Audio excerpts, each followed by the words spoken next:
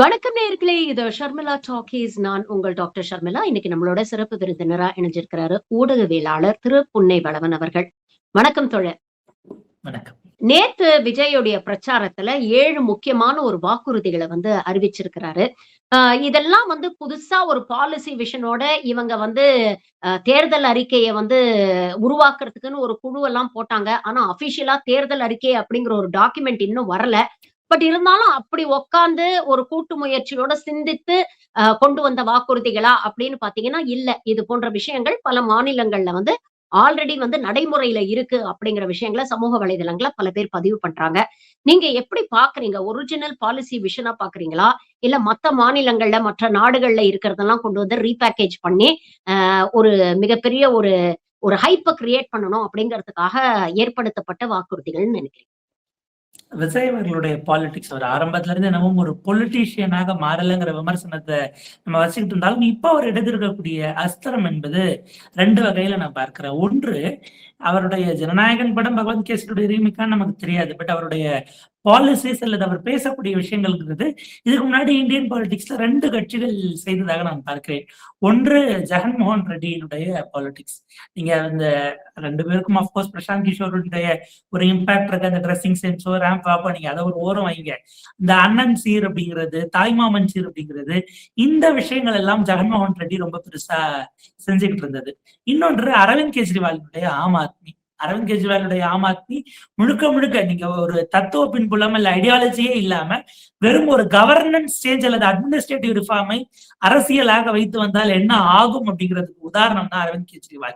இவர் பேசியிருக்கக்கூடிய இந்த கரப்ஷன் ஃப்ரீல இருந்து அதாவது அடுத்த கட்ட தொழில்நுட்ப வளர்ச்சி அப்படிங்கிறதுல இருந்து இதெல்லாம் கடந்த காலத்துல அரவிந்த் கெஜ்ரிவால் ஆம் ஆத்மி வைத்து வந்ததுதான் விஜய் நேற்றைக்கு அறிவித்திருக்கக்கூடியது.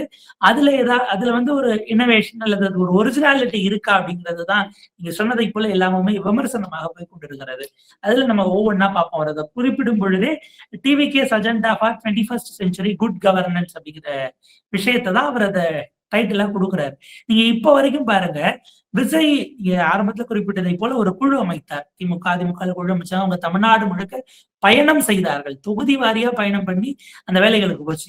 இவங்க போட்ட குழு ஒரு முறை கூட கூடவே இல்லை அப்படிங்கிறது தான் நமக்கு பொது வெளியில இருக்கக்கூடிய டாக்குமெண்ட்ஸ் தெரியுது. முதல்ல அந்த குழுவினுடைய முதல் கூட்டம் இருந்தது. கூட்டம் ரத்து செய்யப்பட்டது. விர்ச்சுவலா நாங்க கூடுறோம்னாங்க. அதுக்கு பிறகு அந்த குழு களத்திலே போல இருந்தவங்க எல்லாம் வேட்பாளர் ஆயிட்டாங்க. இப்ப இவரு அப்படியே பார்ட்டா அங்கங்க அறிவிக்கிறார். விஜய்க்கு எந்த அளவுக்கு தன்னுடைய வாக்குறுதி நம்பிக்கை இல்லை அப்படிங்கிறதுக்கு ஒரு உதாரணம், மகளிருக்காக அப்படின்ட்டு அந்த மகளிர் தின விழால ஒரு சில இதை கொடுத்தாரு. அண்ணன் சீர், தாய்மாமன் சீர், இந்த அன்னபூரணி சூப்பர் 6 6 சிலிண்டர் அப்படின்னு. இப்ப வரைக்கும் அவர் 4 இடங்கள்ல பேசியிருக்காரு. 4-5 இடங்கள்ல பேசியிருப்பாரு. ஒரு இடத்துல கூட அதை ரீகோட் பண்ணல. நான் இப்படி ஒரு வாக்குறுதியை கொடுத்திருக்கேன்னு அவர் ரீகோட் பண்ணல. அதே போல நீங்க இளைஞர்களுக்கானது அப்படின்னு வேட்பாளர் அறிமுகத்தின் போது ஒரு 10 வாக்குறுதிகள் கொடுத்தாரு. ஒரு முறை கூட அதை பண்ணல அப்படின்னா அது அவருடைய பிரைட் சைல்டா இருந்திருந்தா அவர் பேசியிருப்பாரு. அது கொடுக்கப்பட்டதை அவர் பிரசன்ட் பண்ணிட்டு போறாரு என்கிற இடத்தில் நம்ம பார்க்க முடியும். நீங்க முதலமைச்சர் மு க ஸ்டாலினோ, எதிர்கட்சி தலைவர் எடப்பாடி பழனிசாமி அவர்களோ இல்ல நாம் தமிழர் சீமானோ அவங்க கொடுத்த வாக்குறுதிகளை கோட் பண்றாங்க வாக்காளர்கள்ட்ட. எனக்கு இது ஒரு கேட்சியான விஷயம். நான் வெகுஜன மக்கள்கிட்ட இதை கனெக்ட் பண்ணிடுவேன்னு ஒரு நம்பிக்கை இருக்கு. அந்த நம்பிக்கை விஜய்க்கு வரலங்கிறதுக்கு காரணம் அது அவருடைய யோசனையாகவோ அல்லது அது போடப்பட்ட டீம்கிட்டதோ இல்ல ரெப்ரசன்ட் பண்றாரு. இப்ப நேற்றைக்கு பேசியதுக்கு நம்ம வந்தோம் அப்படின்னா, வீட்டு வாசலில் அரசு நல்ல திட்டம், அதுக்கு ஒரு கார்டு நான் கொண்டு வர போறேன் அப்படிங்கிற விஷயத்த பேசுறாரு. ஏற்கனவே இந்த ஜனவரி மாதம் தமிழ்நாடு அரசு 51 தமிழ்நாடு அரசினுடைய கவர்மெண்ட் சர்வீசஸ் வாட்ஸ்அப் சாட்பேட்டிங் மூலமாக நம்ம அரசு அப்படின்னு ஒரு ஸ்கீமாக தமிழ்நாடு அரசு இம்ப்ளிமெண்டே பண்ணிருச்சு. இந்தியாவிலேயே மொத்தம் 3 ஸ்டேட்ல இருக்கு. 1 ஆந்திர பிரதேசம், 2வது ஒடிஷா, 3வது தமிழ்நாடு. அப்ப தமிழ்நாடு அரசு ஏற்கனவே செய்து கொண்டிருக்கக்கூடிய வாட்ஸ்அப் சாட்பேட்டா இதுக்கு முன்னாடி சாட்பேட்டுக்கு முன்னாடி யார் செஞ்சிருக்கா அப்படின்னா 2018 ஆட்சிக்கு வந்ததும் அரவிந்த் கெஜ்ரிவால் 100 ஸ்கீம்ஸ கப்பல் பண்ணி கொண்டு வருவதாக செய்தார். அன்னைக்கு சாட்பாட்டோ இல்ல அப்ளிகேஷனோ இல்லாம அவர் என்ன பண்ணாரு, டோல் ஃப்ரீ நம்பர் கொடுத்தாரு. நீங்க நம்பருக்கு போன் அடிச்சீங்கன்னா 100 சர்வீசஸ் 13 அரசினுடைய துறைகளை ஒருங்கிணைத்து அதை அவர் செஞ்சாரு. வாலண்டியர்ஸா போட்டாங்க. அந்த 1076 நம்பர் நினைக்கிறேன். அப்படி போட்டு அரவிந்த் கெஜ்ரிவால் ஏற்கனவே செய்தது. தமிழ்நாடு சென்றிருக்கே இதை வாக்குறுதியாக இதுக்கு முன்னாடி அறிவித்ததுன்னு பார்த்தா 2021 திரு கமல்ஹாசன் அவர்கள் மக்கள் நீதி மையம் கிரீன் சேனல் கவர்னன்ஸ், பசுமை வழி நிர்வாகம் அப்படிங்கிற வகையில இதே மாதிரியான ஒரு ப்ரொபோசலை அவர் வைத்திருந்தார். அந்த முறை அவருக்கு வெற்றி வாய்ப்பு மக்கள் கொடுக்கல.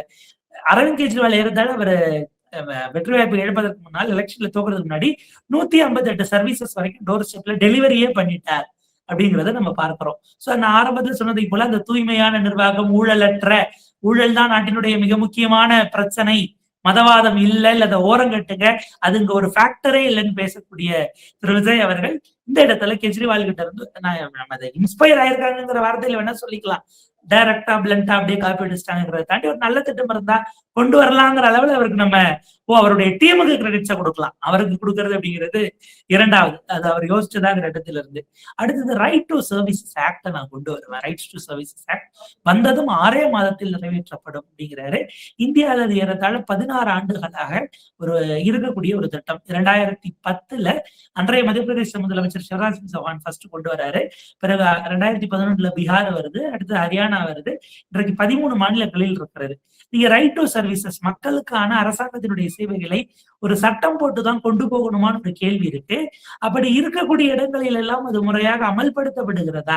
ஏன்னா நீங்க லாவினுடைய எனாக்ட்மெண்ட் அவரோடவும் என்போர்ஸ்மெண்ட்ங்கிறது ரொம்ப முக்கியமானது. அமல்படுத்துகிற இடம் தான் ரொம்ப கவனிக்கத்தக்க விஷயமே தவிர கொண்டு வருவது அப்படிங்கிறது, கமலஹாசனும் இதை கொண்டு வரணும் அப்படின்னு பேசியிருக்காரு ஏற்கனவே.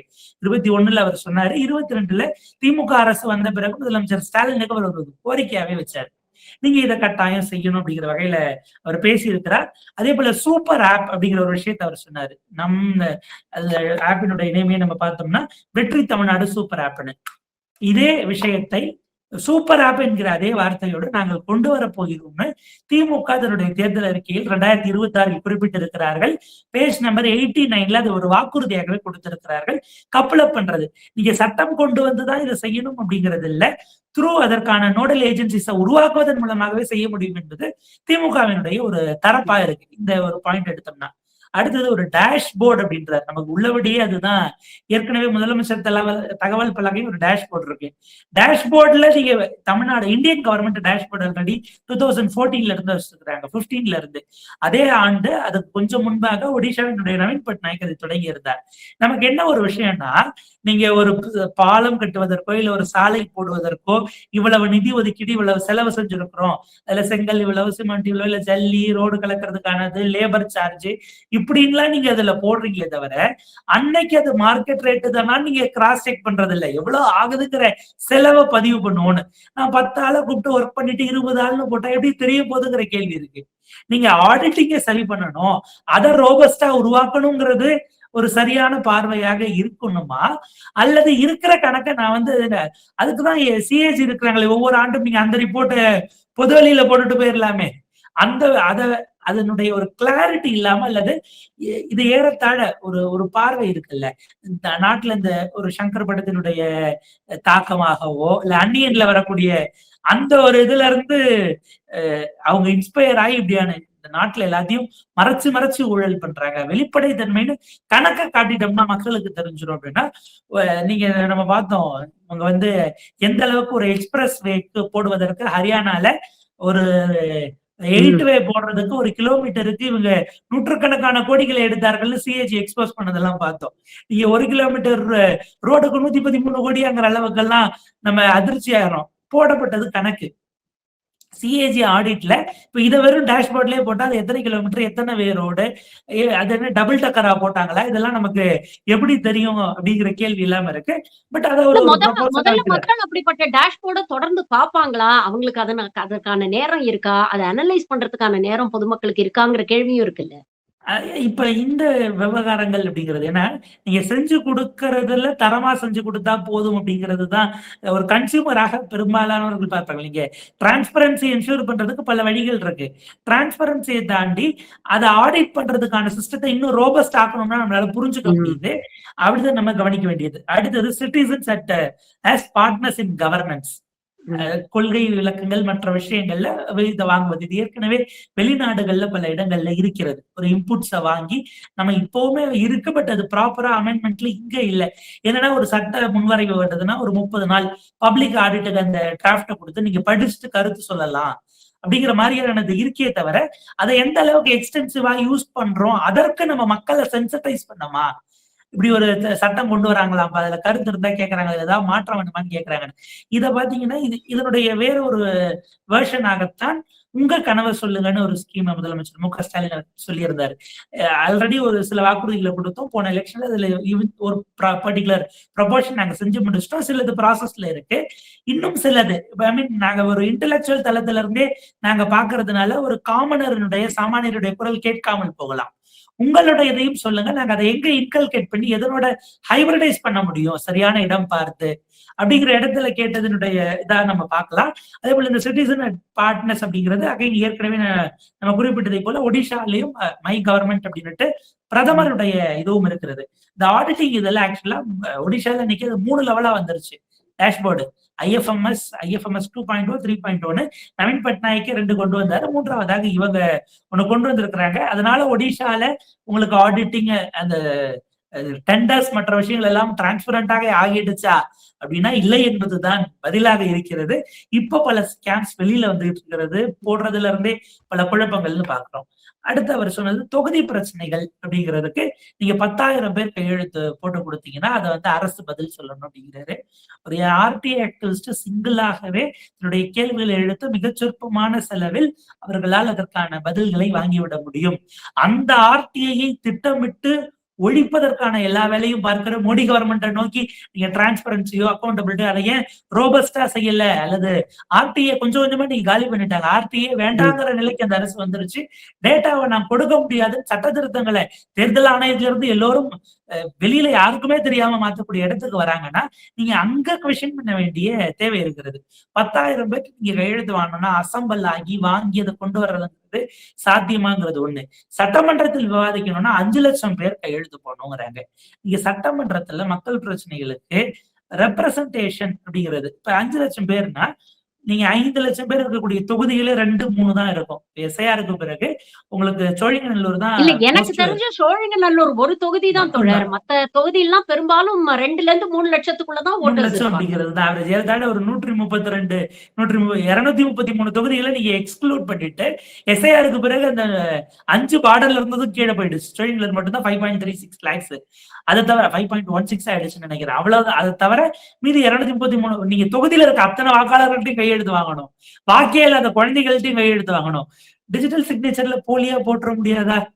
நம்ம எந்த அளவுக்கு டிஜிட்டலாக நம்ம எடுத்த படத்தை காப்பாத்தி இருக்கிறோம், கட்சியினுடைய டேட்டாவை காப்பாத்தி இருக்கோங்கிற கேள்வி இருக்கு இல்லையா? அப்ப அந்த இடத்துல அப்ப அந்த தொகுதி முழுக்க இருக்க எல்லாருமே 3 லட்சம் பேர் இருந்தா சட்டமன்றத்துல அவங்க தொகுதியில மொத்தம் 3 லட்சம் பேர் இருக்கிறாங்க. சட்டமன்ற தொகுதியில நீங்க 3 லட்சம் பேர்ட்ட கையெழுத்து வாங்கினாலும் உங்க ஸ்லாப் வரலன்னா அந்த தொகுதி விஷயத்தை விவாதிக்க மாட்டீங்களா? இல்ல அதுல இன்னொரு விஷயம் இருக்கு. அப்படி விவாதிக்கிறதுக்கு தானே நம்ம ஓட்டு போட்டு தேர்ந்தெடுத்து சட்டமன்ற உறுப்பினர்களை உள்ள அனுப்புறோம். இப்ப இந்த மாதிரி நீங்க இது ஒரு பிரஷர் பாலிடிக்ஸ்க்கும் வழிவகுக்காதா? இப்போ ஒரு விஷயத்த சட்டமன்றத்துக்குள்ள கொண்டு போகணும், இதை ஒரு பிரச்சனை ஆக்கணுங்கிறதுக்காக போலி சிக்னேச்சர்ஸ வாங்கி ஒரு பிரஷர் பாலிடிக்ஸ கவர்மெண்ட் மேல ஒரு அடிஷனல் பிரஷர் இதை ஏற்படுத்தாதா? எங்க வரும்னா நீங்க படத்துக்கான வசூல்லே நீங்க கணக்கு கரெக்டா சொல்லாம அதே போல நீங்க ரிலீஸ் பண்ணக்கூடிய படத்தினுடைய ட்ரைலர் டீசருக்கு பாட்ஸை வச்சு வியூஸை ரைஸ் பண்ற அதே ஆட்கள் இதை செய்ய மாட்டாங்களாங்கிற கேள்வி வருது இல்லையா? அந்த டிரான்ஸ்பரன்சி ஒண்ணு. இன்னொன்னு அது பிரஷர் அப்போசிஷனுக்கு ஒருவேளை இவங்க இல்லாத பட்சத்துல, அதாவது உங்களுக்கு டெக்னாலஜிக்கலி அதை நீங்க எப்படி வேணாலும் அதை டேம்பர் பண்ணிட முடியுங்கிறது அந்த 5 lakhங்கிறது நம்மளால புரிஞ்சுக்க முடியல. அப்ப இந்த மாதிரி பிரச்சனைகளை கையெழுத்து வாங்கி வாங்கி கொண்டு போறவங்களுக்கு எம்எல்ஏக்களுடைய சம்பளத்துல இருந்து எல்லாத்தையும் இவங்களுக்கு அலவன்சஸ் வேணா டிரான்ஸ்பர் பண்ணி விட்டுறீங்களான்னு இருக்கு. அவங்களுடைய வேலையே அதுதான். தன்னுடைய தொகுதிக்காக பேசுவதற்கும் அதற்கான கேள்விகளை கேட்கிறது.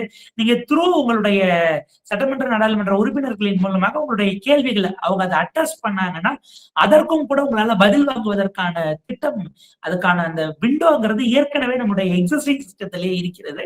அது குறித்த புரிதலும் இல்லாமல் அதை அறிவிச்சுதான் பார்க்க வேண்டியிருக்கு.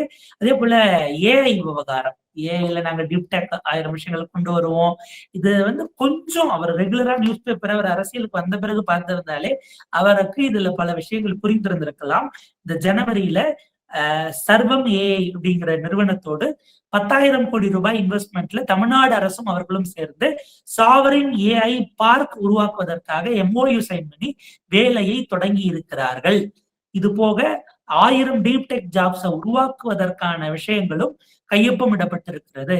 இதுல எப்படி ட்ரைன் பண்ணலாம்னு டிஎம்கேவினுடைய இந்த தேர்தல் இருக்கு 26 எடுத்தீங்கன்னா ஒரு 8க்கும் மேற்பட்ட வாக்குறுதிகள் ஏஐல எப்படி எக்யூப் பண்றது, மாணவர்களுக்கு தனியா, வேலை வாய்ப்புக்கு இருக்கக்கூடியவர்கள் அவங்க ஸ்கில் செட்ல தனியா, எக்ஸிஸ்டிங் ஒர்க்கிங் மென்னாக இருக்கக்கூடியவர்கள், ஒர்க்கிங் கேட்டகரியில் இருக்கக்கூடியவர்கள் அவர்களை எப்படி கூடுதலா அப்டேட் பண்ணுவதற்கு எக்யூப் பண்ணுவது, இதனுடைய எம்ப்ளாயபிலிட்டி சார்ந்தது எப்படி கொண்டு போகலாம், என்னென்ன துறைகள்ல இதுல நீங்க ஆர்ட் அண்ட் கல்ச்சர்ல தொடங்கி எல்லாவற்றிலும் அதுக்கு நம்ம என்ன மாதிரி ட்ரைனிங் கொடுக்க முடியும், கத்துக்க முடியுங்கிறதுக்கான அவ்வளவு விஷயங்களும் போட்டு ஒரு டீடைல்டான விஷயத்தை திமுக இந்த தேர்தல் அறிக்கையில் கொடுத்திருக்கிறார்கள்.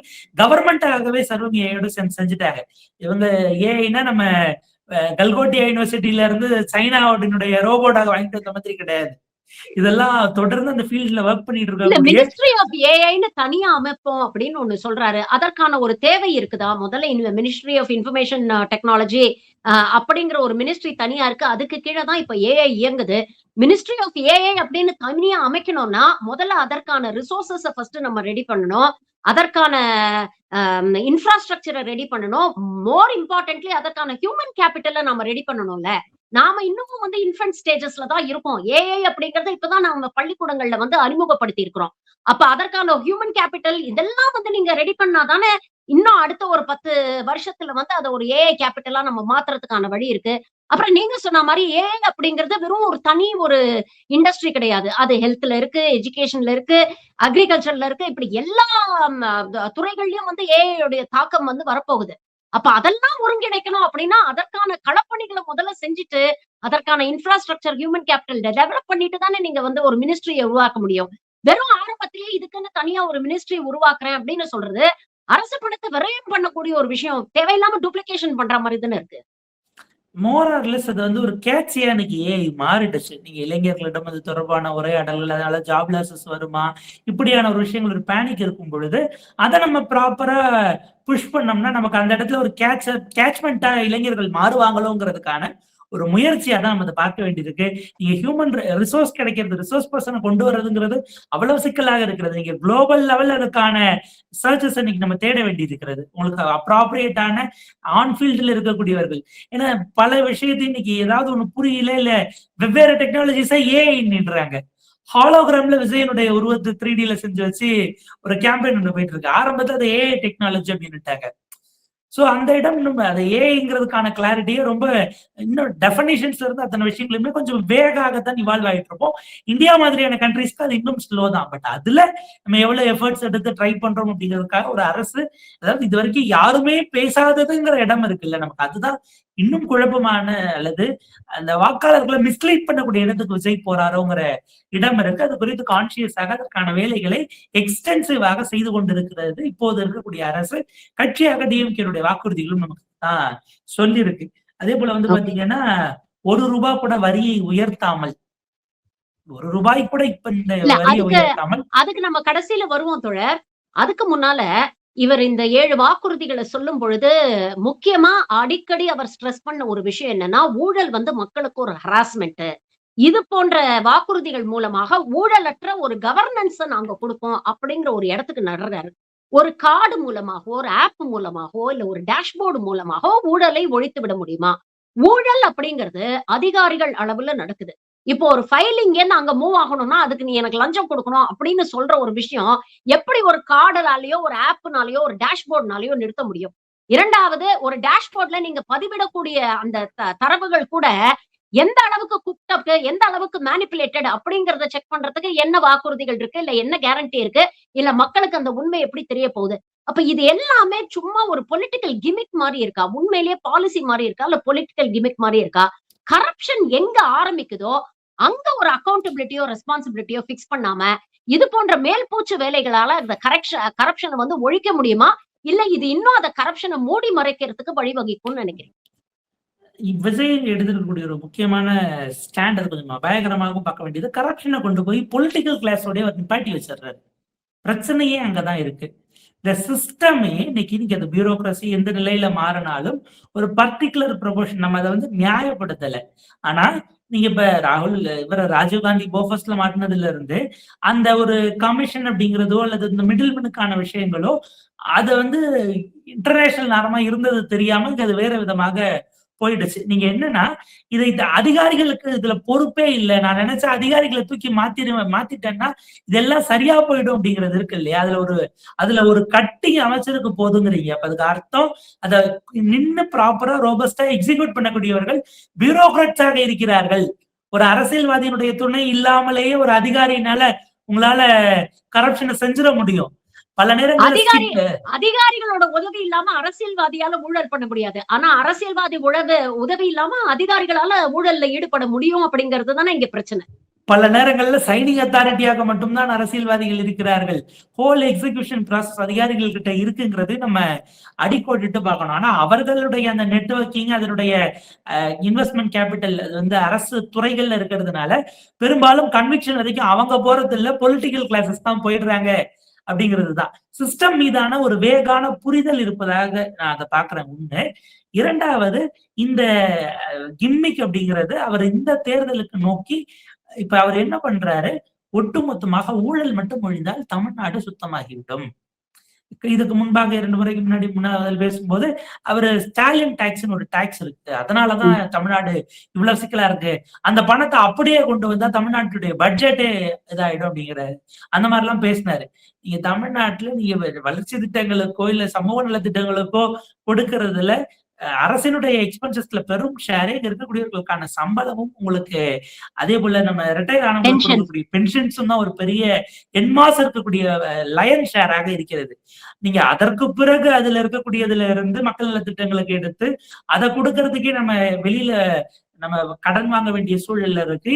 இந்த இடத்துல நமக்கு டெவல்யூஷன் ஆஃப் ஃபண்ட்ஸுக்குள்ள மத்திய அரசு செய்யக்கூடிய வேலைகள் இவ்வளவுக்கும் நடுவுல போராடிதான் நம்ம அதை பார்த்துட்டு இருக்கிறோம். அவர் என்ன நினைக்கிறாரு, மொத்தமா ஃபண்ட் இருக்கக்கூடியது பட்ஜெட் 5 லட்சம் கோடினா 1.25 லட்சம் கோடி நேரம் கொண்டு போய் வீட்டுல கொடுத்துரு சூட்கேஸ்ல அப்படின்னு சொல்லிட்டு மீதி இருக்கிறதுல ஓடிக்கிட்டு இருக்காங்கிற அவருடைய புரிதலின்மையே இது எக்ஸ்பிளிசிட்டா காட்டுது. பிரச்சனை என்னன்னா, அதை நம்புவதற்கும் அதை அடுத்த கட்டத்துக்கு கேரி ஓவர் பண்ணிட்டு போவதற்கும் ஆட்கள் இருக்கிறார்கள் அப்படிங்கிறது தான் பிரச்சனை. அதுதான் அவருடைய கேபிட்டல் இருக்கு. இங்கதான் இவருடைய எக்கனாமிக் புரிதல் எக்கனாமிக்ஸ் பத்தி இவருடைய புரிதலை பத்தி நம்ம கேள்வி எழுப்ப வேண்டியிருக்கு. நேத்து மேடையில பேசும்பொழுது சொல்றாரு, வரிய ₹1 கூட நான் கூட்ட மாட்டேன், ஆனா அதே நேரத்துல வருவாயை நான் பெருக்குவேன், கடனை நான் அடைப்பேன் அப்படின்னு சொல்றாரு. இது எக்கனாமிக்ஸ் இல்ல, இது ரொம்ப மேஜிக் மாதிரி தான் தோணுது. இது உண்மையிலேயே சாத்தியம்னு நினைக்கிறீங்களா? இதுல எவ்வளவு இவருக்கு ஒரு அடிப்படை அரசு எப்படி இயங்குகிறது, அரசுடைய செலவினங்கள் எந்தெந்த ஹெட்ஸ்ல இருக்கு, அதை எப்படி சமாளிக்க போறாங்க, இத பத்தி எந்த புரிதலும் இல்லையோன்னு தோணுது.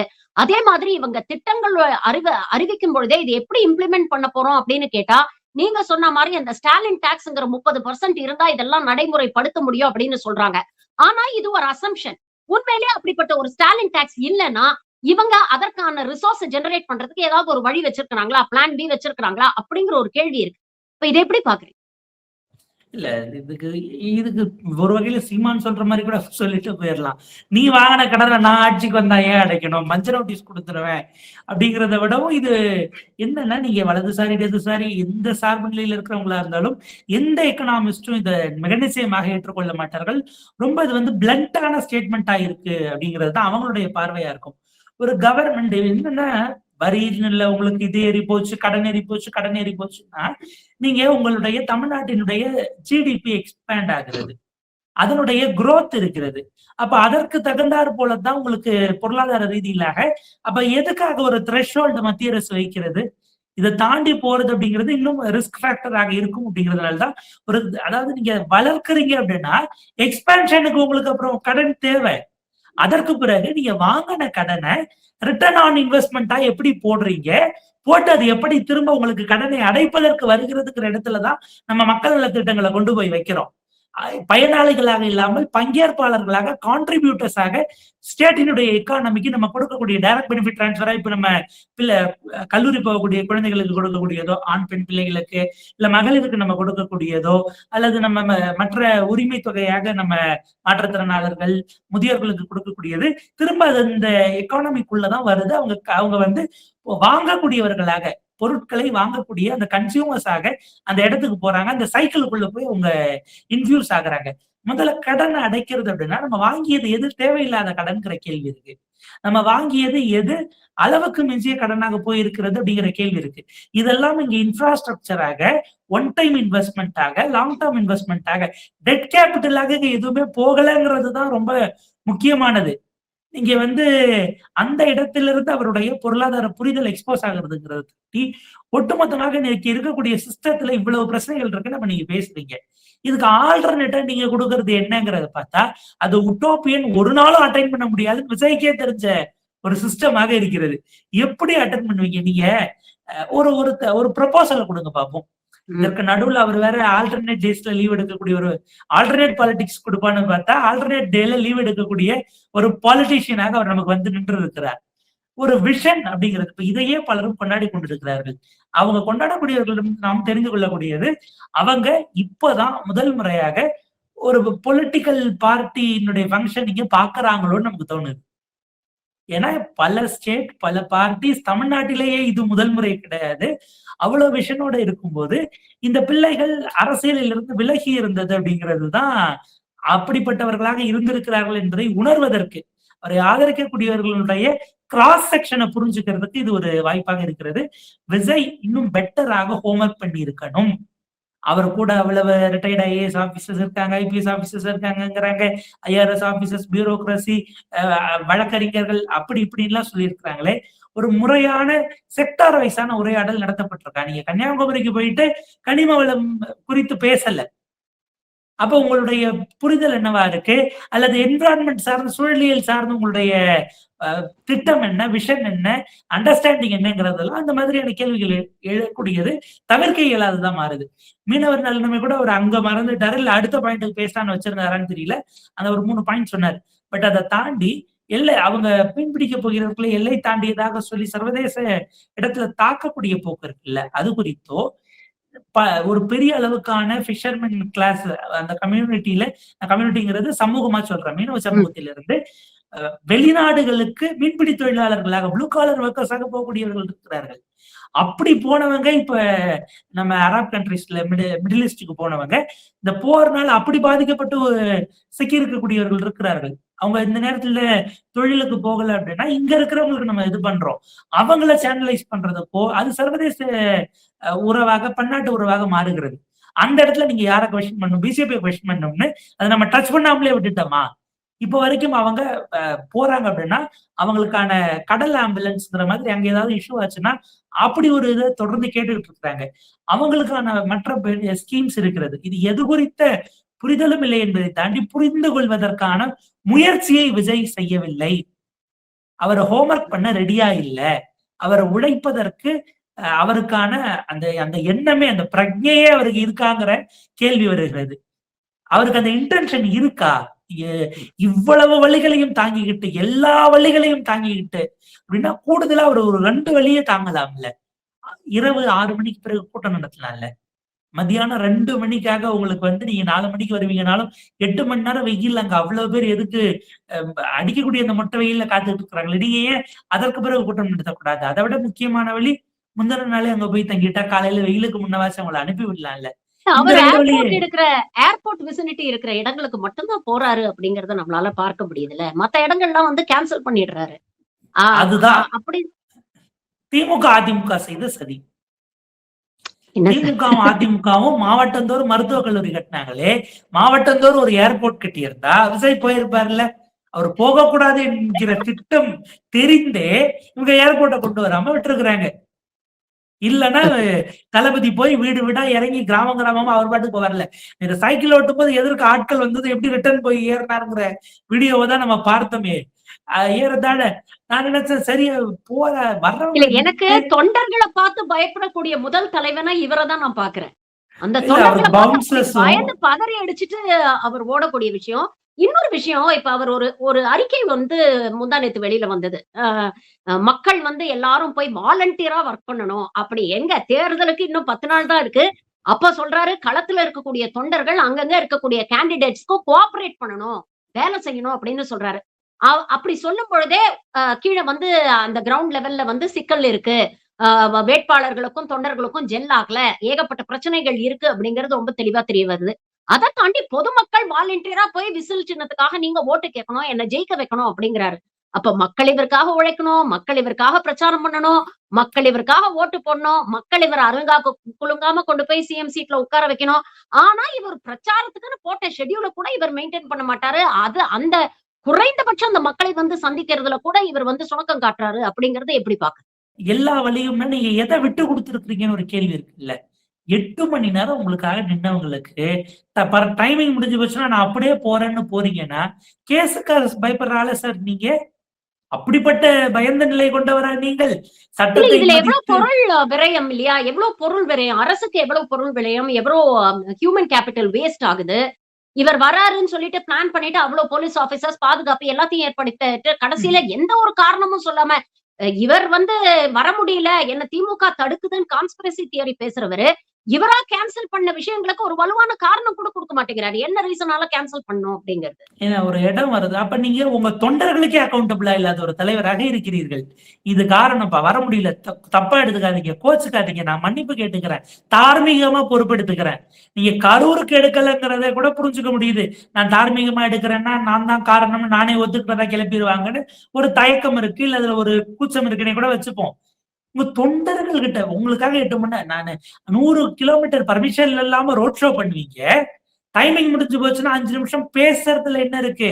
அதை கேட்கதானே வந்தாங்க. அப்ப உங்க தொண்டர்களுக்காக ஒரு கேஸ் கூட வாங்க மாட்டீங்களா? எல்லா தலைவர்களும் நேரம் தாண்டி பேசினா கேஸ் வாங்காத தலைவர்களே இன்னைக்கு தமிழ்நாட்டுல கிடையாது. ஏன்னா அவங்க ஈவினிங் 4 பாயிண்ட் போடுறாங்கன்னா டிராபிக்ல முன்ன பின்ன ஆச்சுன்னா கடைசி பாயிண்ட்டுக்கு லேட்டா தான் போவாங்க. என் தொண்டை வந்து நான் 4 மணி நேரம் 5 மணி நேரம் வெயிட் பண்ணியிருக்கான். நான் பேசுறதை கேட்க வந்திருக்கான். 5 நிமிஷம்னால அவனோட நான் இன்டராக்ட் பண்ணணும்னு போகிறவர்கள் தான் தலைவர்கள். அந்த இயல்பு ஒரு தலைவருக்கு வரக்கூடிய இயல்பு அப்படின்னு தான் நம்ம பார்க்கணும். இவர் இந்த எல்லாரும் நீங்க கிளம்பி போங்க, எல்லாரும் கிளம்பி போங்கன்னா நான் போக மாட்டேன் நீங்க போங்க அப்படிங்கிறது தான் அவரு பட்டும் படாம பேசியிருக்காரு. அதுல என்னன்னா நேற்றிலிருந்து இருந்து பூத் ஸ்லிப் விநியோக பணி தொடங்கி இருக்கிறது. பிஎல்ஓஸ் வீடு வீடா போயிட்டு இருக்கிறாங்க ஆபீசர்ஸ். கூட போகக்கூடிய ஏஜென்ட் ஒண்ணு டிஎம்கே அலையன்ஸா இருப்பாங்க, இல்ல ஏடிஎம்கே இருப்பாங்க. நாம் தமிழர் இருக்கிற இடத்துல அந்த குறிப்பிட்ட பகுதியில் நாம் தமிழர் இருப்பாங்க. அவைக்காரங்க யாரு போறாங்க? முதல்ல உங்களுக்கு பூத் லெவல் ஏஜென்ட் இருக்கிறாங்களா? இருக்கிறவங்களுக்கு நீங்க பயிற்சி கொடுத்தீங்களா? எந்த கட்டமைப்புமே தான் உருவாக்காததனுடைய விளைவின் காரணமாகத்தான் நீங்க எல்லாம் போய் களத்துல வேலை பாருங்கன்னு அவர் அனுப்பி இருப்பதாக நம்ம புரிஞ்சுக்க முடிகிறது. இந்த எலெக்ஷன் மீடியாவினுடைய ஹைப்பை, இந்த யுஃபோரியாவை விஜயே நம்புகிறார் என்றால் தேர்தல் அவருக்கு பல முக்கியமான பாடங்களை, படிப்பினைகளை மிக நிச்சயமாக இந்த எலெக்ஷன் கொடுக்கும். வியூஸ் கணக்க மார்க்கெட்டிங் டீம் பார்க்கணும், பாலிட்டிஷியன்ஸ் பார்க்க கூடாது. பல்வேறு விஷயங்களை இன்னைக்கு எங்களோட பகிர்ந்துட்டீங்க. உங்கள் நேரத்துக்கும் கருத்துக்களுக்கும் மிக்க நன்றி தோழர். Thank you very much.